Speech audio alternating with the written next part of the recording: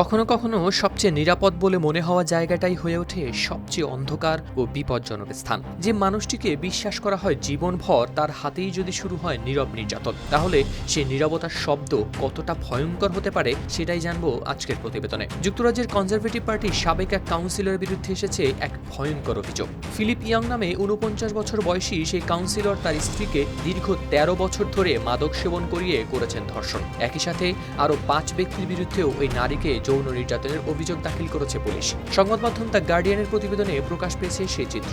অভিযুক্ত সাবেক এই কাউন্সিলর যুক্তরাজ্যের নাগরিক। তার বিরুদ্ধে ধর্ষণ, মাদক প্রয়োগ করে অচেতন করা এবং শিশুদের পর্নোগ্রাফি রাখা সহ আনা হয়েছে মোট ৫৬টি যৌন অপরাধের অভিযোগ। ফিলিপ একসময় ছিলেন সুইন্ডন বরা কাউন্সিলের প্রভাবশালী কাউন্সিলর এবং কনজারভেটিভ পার্টির প্রতিনিধি হিসেবে ছিলেন স্থানীয় সরকারের ক্যাবিনেট সদস্য। বর্তমানে তিনি উত্তর লন্ডনের এনফিল্ডের বাসিন্দা। সাধারণত এ ধরনের মামলায় ভুক্তভোগীর পরিচয় গোপন রাখা হয়। তবে এই ঘটনায় সাহসিকতার পরিচয় দিয়ে ফিলিপের সাবেক স্ত্রী ৪৮ বছর বয়সী জোয়ান ইয়ং নিজেই দিয়েছেন তার পরিচয় প্রকাশের অনুমতি। তদন্ত কর্মকর্তারা জানান, এই পাশবিক নির্যাতন ও অপরাধগুলো সংঘটিত হয়েছে ২০১০ থেকে ২০২৩ সালের মধ্যে।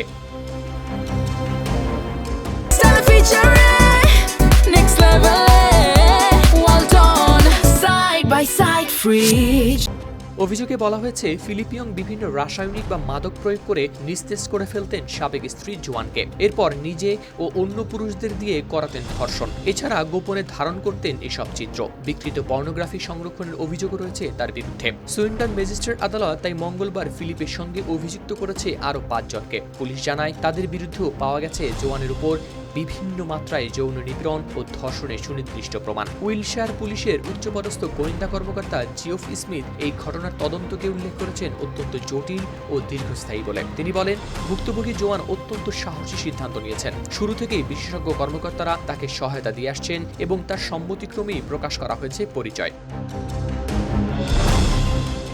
দীর্ঘ ১ দশকের বেশি সময় ধরে চলা এই পৈশাচিক ঘটনা সামনে আসার পর নড়েচড়ে বসেছে যুক্তরাজ্যের সমাজ। প্রশ্ন উঠেছে, ক্ষমতা ও সামাজিক মর্যাদার আড়ালে কতটা সহজে লুকিয়ে থাকতে পারে এমন অপরাধ। সংশ্লিষ্টরা বলছেন, রাজনৈতিক প্রভাব ও সামাজিক মর্যাদার আড়ালে এক ভয়াবহ অপরাধী চক্রকে আড়াল করে রেখেছিলেন সাবেক এই কাউন্সিলর। তাই এই গল্প শুধু একটি মামলা নয়, এটি নীরবতার ভাঙন, অন্ধকারের ভেতর থেকে সত্যের ফিরে আসা। হাওলাদার শামীম, RTV।